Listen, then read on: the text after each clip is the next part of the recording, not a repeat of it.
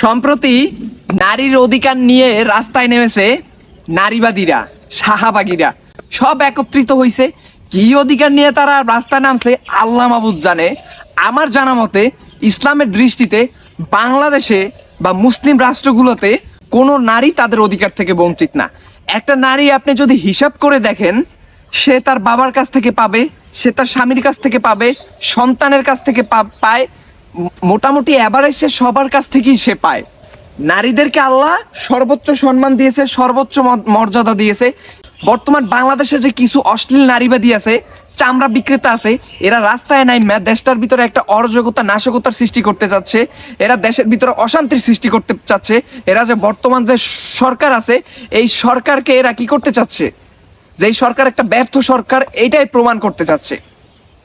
Doctor Yunus সরকারকে এরা ব্যর্থ করতে চাচ্ছে। নানা রকম ষড়যন্ত্রের মুখোমুখি এখন বর্তমানে এই বাংলাদেশ। এদেরকে মূলত নামাইছে প্রথম আলো, ইন্ডিয়ার দালাল। এই প্রথম আলো এরা নামাইছে।